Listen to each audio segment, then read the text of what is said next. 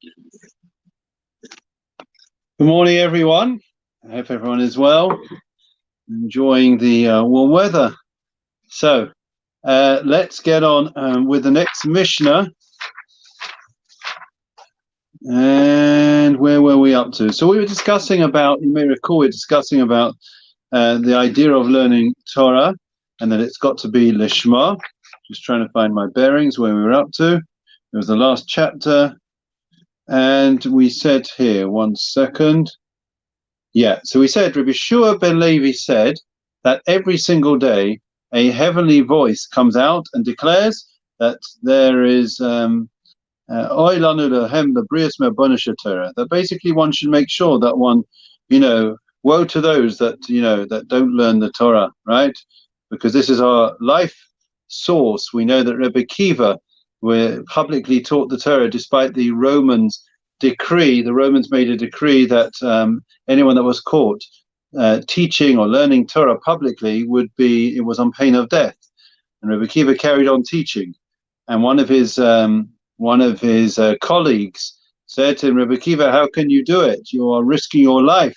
To which he responded with an analogy that is well known, and that is of a fish that is in the in a water in the pond, and all of a sudden the fishermen come with their nets to catch the fish, and a fox comes to the edge of the water and says to the fish, come with me, come out of the water, come into my back, and I'll look after you.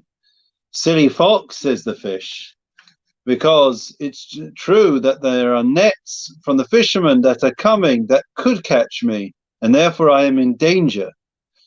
But water is my life source, and if I come out, not am I in danger, I cannot survive for a second. So one was a potential risk, one was death. So therefore, in other words, Rebbe Kiva was saying that to live without Torah is not living. You cannot live. And therefore, that is why he risked his life. And in fact, he gave up his life for the sake of publicly teaching Torah. We all know, as much as we have kept the Torah has kept us. And we know that where we have seen communities that have left the Torah behind, then very quickly those communities are no more. They may be living or existing, but they're in terms of their connection to Judaism, it becomes more and more diluted and strained, and then they eventually are no more. So that's the first point that we were saying yesterday. The second point is the question as to what is the definition of freedom, right? When do we feel truly free? Says the Mishnah as follows. Where is it? It says here, we know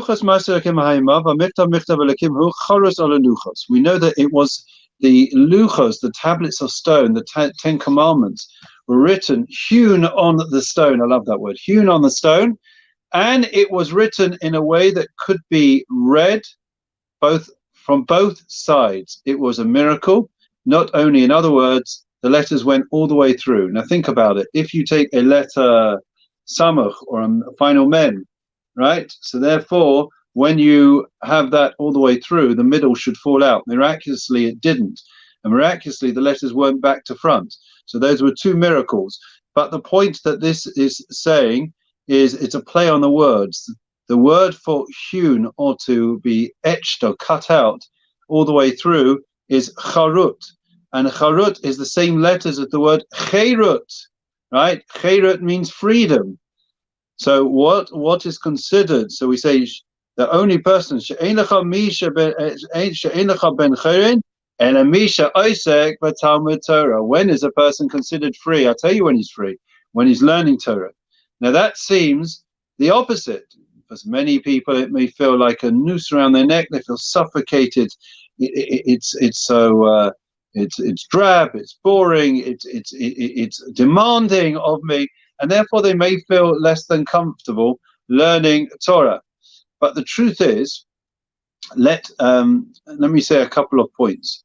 The truth is, firstly, that the Torah, that when one learns Torah properly, when one really connects, as we are, hopefully, then it opens up new vistas. We have a new perspective to life, and we feel that we are in control. You see, when we were in Egypt, we were slaves, and we went from slavery of Egypt to the freedom of Sinai. Now, many people may say that we were more enslaved at Sinai than we were in Egypt, because in Egypt we were slaves to Pharaoh.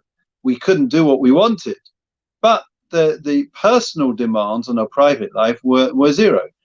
But when it came to Sinai, we find that the opposite, that the Almighty, we accepted upon us all types of demands and requirements on every aspect of our lives, even into our bedroom, our personal life. Everything is, we have expectations and demands and obligations and mitzvot.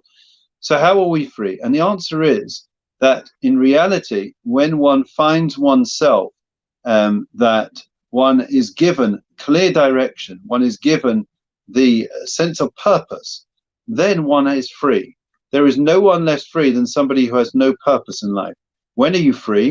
When you feel, even though you may have a lot to do and you may have a lot of demands on your time, but when you feel that you have meaning and purpose, right, and you're working towards something, then you are free. Then you are liberated. You have meaning. You are fulfilled. You're inspired. But when it is the opposite, that it is a life without any meaning, that you are simply doing the same thing day after day, day after day, then there is nothing more enslaving than that. And therefore, when a person truly learns Torah, when a person truly understands what God wants from us, it is the most liberating thing, because one now feels in any given situation, I know what to do. There is nothing else more. There is nothing more meaningful than to know what you're meant to do in life in any given situation. So rather being slaves to our desires and our wants that we can never satiate, one is able to live and channel it all in the right direction. Judaism doesn't expect or demand abstinence, right? Or to live an ascetic life, a life without any engagement in the world. Quite the opposite. That is something which is punishable, as we know with the Nazir, with the Nazarite. The idea of Judaism is that we are able to learn to know how to engage fully in a physical world, in a material world, how to use wealth in an appropriate way, how to buy and to eat and to drink and to enjoy this world, but to elevate it into a spiritual way, which means using it in the way it was intended. So that is the important lesson. I'll end with the beautiful anecdote that comes from Napoleon Bonaparte. Anyone remember Napoleon? Harry, remember Napoleon? Huh? You were a pirate. Anyways, so Napoleon Bonaparte, he was a bright fellow who was fascinated by the Jewish people, but he was also fascinated by life. And he was once laying in his tent, and he suddenly had an urge. He had an urge to have, I think it was a cigarette or a cigar, whatever it was. It's probably a cigarette. And the cigarette was on the other side of the tent. So the question was in Napoleon's mind, should I get out of bed to get the cigarette? On the one hand, I want it. If Napoleon wants it, he should get it. On the other hand, said Napoleon to himself, why should I, Napoleon, a great person, why should I allow a bit of nicotine and paper dictate and demand of me to move across the room, right? Why should I be enslaved to my wants, to my desires? Do you know what he did? Anthony, do you know what he did? Jackie, do you know what he did? Colin, do you know what he did? Estelle, Richard, David, why aren't you speaking? Michael, Michelle, Rachel, Eitan, Peter, Paul, Mervyn. Okay, listen, guys, I'll tell you what he did. He went across the room. Nobody got it. He went across the room. He picked up the cigarette in his hand. He put it down without smoking it, and he went back to his bed. He wanted to show whatever Napoleon wants, he can have. But on the other hand, he did not want to show that he was enslaved to his desires, to his wants, to his self-gratification. Now, I don't know if that was across the rest of his life. I don't know about his personal life. But the point is that he recognized this tension. He recognized this idea that when are we going to be free? When are we actually going to be in control? When are we actually going to be able to say, I'm not having a bad day, or I just lost it, but I'm actually able to keep my emotions in touch, to stay in, keep everything intact, so that I am able to live a life as a human rather than like an animal, right? So that is the way that we have to aim to be. And the Torah is our lifeblood. It is what gives us purpose, meaning it shapes the contours of our lives. And hopefully it will enable and empower us to live a life where we are fulfilled.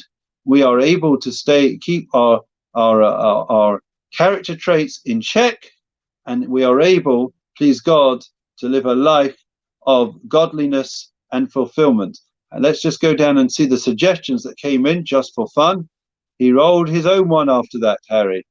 Yeah. Okay. So Harry was together at school with Napoleon Bonaparte. Any other suggestions? He stopped smoking. He gave it someone else to do it. Okay, but you heard the correct answer. Let's move on. Okay, time is short. So tomorrow there is please God, there will be. Thursday, I'm going to do a pre-recorded one because I am probably going to be flying. So Thursday, I can't do, it won't be a live, but please watch it. And I'll be checking who watched it. And then Friday, we'll be back from a different location, okay? And you'll have to figure out where, okay? So I expect to see everyone there on Friday just to figure out where I will be. Okay, so here we go. The Lord is my shepherd, I shall not want. He causes me to lie down in green pastures. He leads me beside still waters. He restores my soul. He leads me in the paths of righteousness for his name's sake. Even when I walk in the valley of darkness, I will fear no evil, for you are with me. Your rod and your staff, they comfort me. You set a table before me in the presence of my adversaries. You anointed my head with oil, my cup overflows. May only goodness and kindness pursue me all the days of my life, and I will dwell in the house of the Lord for the length of days. Memorial prayer. El malei rachamim, shaychein bamroimim, amzim nechanechayna, akapeshchen, amelos kedoshim eterim, Gezarekim Masim, Es Nishmois, Le Bas Bible, Sivi Bas Mordechai, from Medam Slavin, Shab Ben Yisrael, Morris, Elias Ben Shmuel Ted, Elias Shab Ben Shmuel Beres, Super Figulus Ruben Baruch, Shalom Ben Elieli, Ben Bas Bible, from Shoshana Bas, Yaakov Shmuel, and the Yortzai, Shmuel Menachem Ben Chaim, Baruch Ben Moshe, Aaron Ben Najir Cohen, Aaron Ben Nechama Bas Yitzchak Meir, Chaya Bas Hanini, Leiza David Bas Alter Chaim, Rachel Bas Zisu, Shalacholi Lamam Began Aiden Taymanucha, Sam Lachim Belarachamim, Yasirim Besesakana Pavanamim, Vietsobas Chaim Yisrasam, Adonai, and Naklasam, Vianucha Bishlam Mishkava, Venamar, Amen. That's that, I think, for today. I think that's a wrap. So we look forward, please God, to seeing everyone. I have to tell you, it's so special that during the holiday season to have so many friends that are joining us from around Woodside Park and beyond, and it means so much to us. We already have plans in place for Rosh Hashanah and Yom Kippur, and don't worry, when it comes to Yom Kippur, whichever service you are allotted, we will be saying Yizkor throughout the day and online before Yom Kippur, so you will definitely be able to say Yizkor along with me. Wishing everyone well. Have a great day. Keep well, keep safe, and keep drinking. It's exceptionally hot. Take care. Lovely to see everyone.